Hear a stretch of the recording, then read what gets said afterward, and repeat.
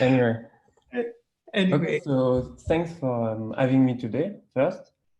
And so I will talk about characterizing the sources of reionization in Sphinx, which is my PhD that I'm doing with Jérémy Blaiseau at the CRAL, so in Lyon in France.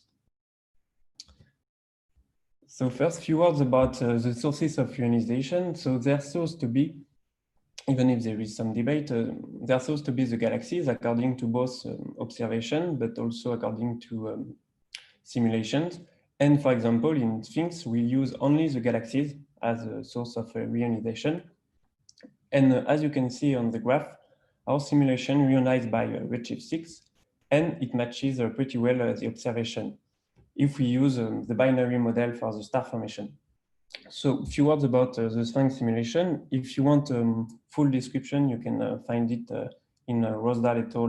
2018. But so it's a cosmological simulation which uses a Ramsey 30, which is an hydrodynamical AMR code.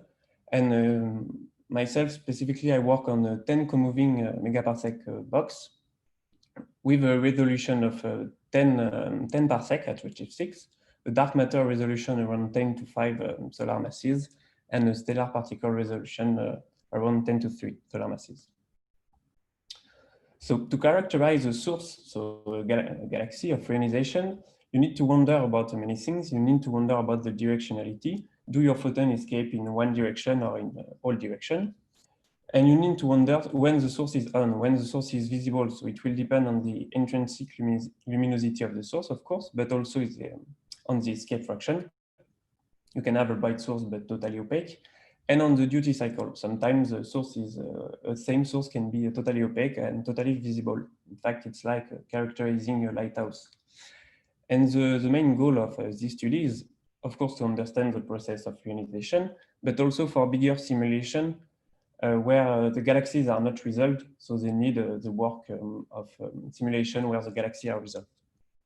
So in this talk, I will specifically focus on the spatial evolution of the escape fraction, so the directionality, and the time evolution of the escape fraction, so the duty cycle. First, I will talk about the time evolution of the escape fraction, and I will focus on one case, which is the most massive case. But briefly, I will first show the distribution of the escape fraction as a function of the virial mass for all halos. What I mean by all halos is all halos I studied, so at all redshift between 12 and 6. And you can see in this distribution, you have quite a complex distribution with a lot of halos with no escape fraction, another important population of halo with a full escape fraction, and the rest of the halo distributed more or less equally between these two extreme values. So it suggests a duty cycle associated with feedback. And in fact, if you add the FS evolution of the most massive halo, so in red, you see that there is a correspondence between the distribution, the global distribution, so in gray in the background, and the FS evolution of the most massive halo with the presence of a duty cycle. And also you can see that both the global distribution and the escape fraction for the most massive halo are decreasing at high mass, sorry. And so you can wonder, first, why do we have a duty cycle? What are the reasons for this? And why do the FS peaks decrease with the mass? So to understand this process, I study different peaks of escape fraction for the most massive halo case, and I study the beginning, the top, and the end of the peak. And I plot on the top the neutral gas of the halo with overplotted the brightest stars, because since the escape fraction is luminosity weighted, they are the stellar particles that drive the escape fraction, in fact. And in the bottom, I plot the escape fraction as a function of the age for all stellar particles inside the halo, with the luminosity of the stellar particle color-coded. And in fact, you can see that we have a feedback-regulated escape fraction, and you can find more detail about this in Characterizing et al. 2017, because at the beginning, the stellar particles are very bright, but with no escape fraction, because they are just born in a dense neutral environment.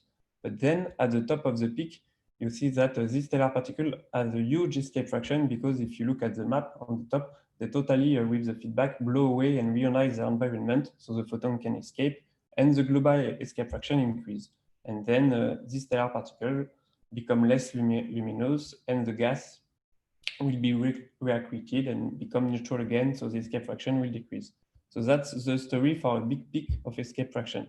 But if you look at higher masses, so a small peak of escape fraction, you can see that you have a similar story locally, like you start with a very bright population of stellar particles with no escape fraction, and locally, after a few megayears, these stellar particles succeed in, with the feedback, in reionizing their environment and increasing their own escape fraction. But the difference is with before is that you always have an ongoing stellar formation. At all output, you can see that you have very bright young generation of stars with no escape fraction, with totally counterbalance, in fact, the stars with high escape fraction, and drives down the escape fraction. And even if locally you can have a high escape fraction, the total integrated escape fraction will be always very low, in fact.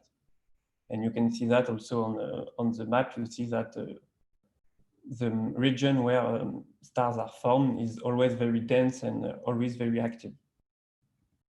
So to sum up briefly this first result, at low mass, before a new stellar population appears, the dominant one in terms of luminosity has time to create a H2 channel, and you can reach a high escape fraction. But at high mass, even if locally you can have a high escape fraction, the integrated escape fraction is always very low because of the ongoing star formation.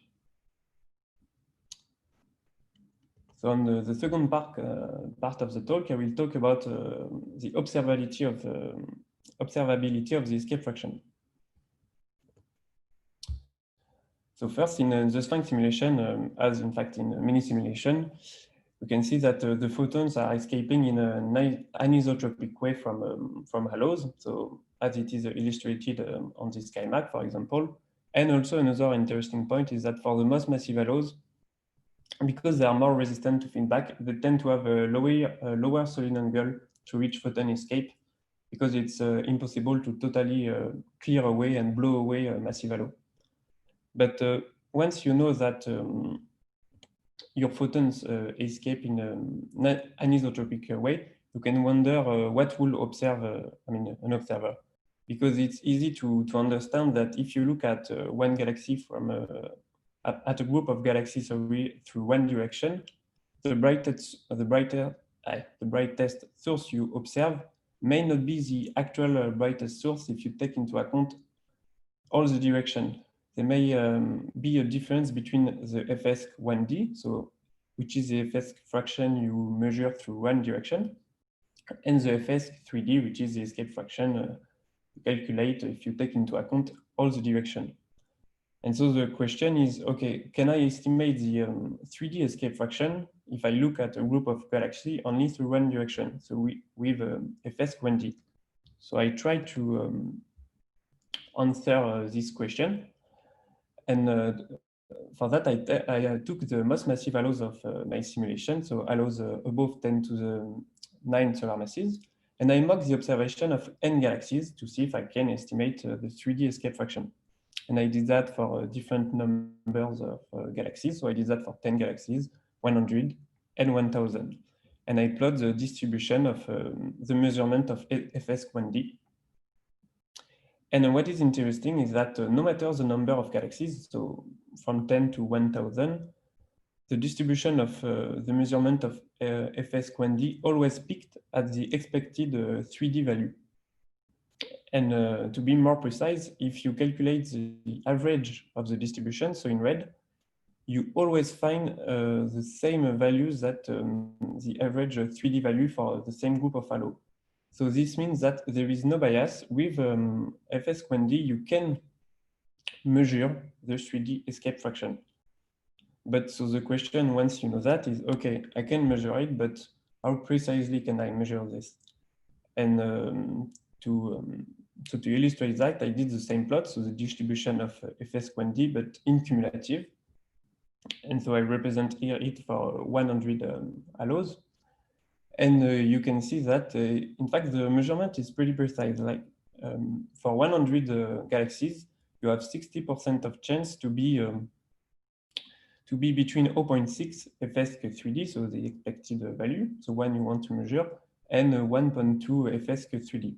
And another interesting point is that the median is quite low compared to the FS-3D value that you can see here in red. And which means that for a group of galaxies you target, you will have a tendency to underestimate, in fact, FS3D. So, and so I will leave you, I guess I'm around 10 minutes, so I will leave you with the conclusion. And in fact, one of the big prospects for my future studies to do the kind of the same works, but with a bigger simulation with 20 co-moving megaparsec aside.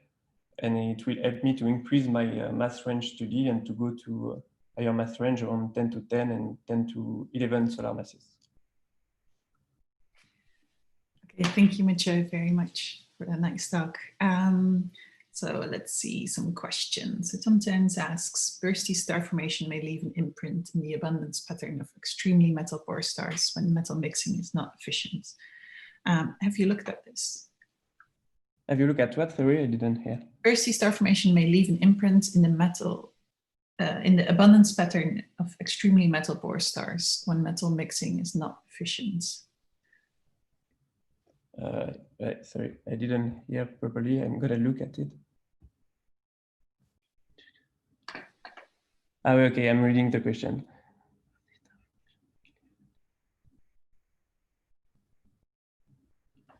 No, we didn't have a look at it, sorry, for now. But so yeah, maybe. No, I didn't look at anything close to the metallicity yet. So it can be interesting for the future project. But for now, no, I didn't look at it. Okay. Then Marisha Braddock asks, observations of Lyman alpha emitters and QSOs seem to suggest a more rapid reionization than your simulations predict. First slide. This would maybe imply that massive galaxies have a higher F-escape. Do you have any thought on that? Yeah, there is still some debate about when the reionization is happening. So yeah, we kind of first agreed that it was around redshift 6, but now yeah, there is, as you say, the debate about maybe it's earlier. And in the simulation, I quite miss massive halos, but for me, the massive halos has no specifically high escape fraction, and even many simulations find that more massive halos tend to have lower escape fraction because, as I said, they are more resistant to feedback. But specifically on my work, I'm quite trapped because I have only like 10 halos above 10 to the 10 solar masses. And that's one of the reasons we are switching to Sphinx 20. It's because we want to increase this mass range above 10 to the 10 solar masses. And because, okay, we succeed in reionizing the universe thanks to our small galaxies, but maybe the more massive galaxies can play an important part. So we need to focus on that, and we hope Sphinx 20 will bring more answers to this kind of question. Okay. So final question, Jörg Mathieu asks, are you planning to produce Lyman alpha spectrum of simulated galaxies? And a related question, do you expect the Lyman alpha escape is similarly anisotropic as Lyman continuum escape? That I think they will have a talk about this from a colleague. So me specifically, no, but I know some people that I work with in Geneva are focusing on this, and they are specifically focusing, so I don't want to spoil her talk because I think she will talk today. But yeah, she's working on the link between Lyman alpha and Lyman continuum and the spectrum also. And you can see that there is a link, like if you look at sky map of Lyman alpha and a sky map of Lyman continuum, they are highly correlated. So if Lyman continuum is anisotropic, there is a huge chance that for the same galaxy, your Lyman alpha will be anisotropic, and of course the other way around. They are highly correlated. Okay, very nice. So we have a few more questions, but in order to keep on time, I suggest you go to Slack and answer them directly. Okay. All right. Well, thank you very much, Mathieu, for a very nice talk.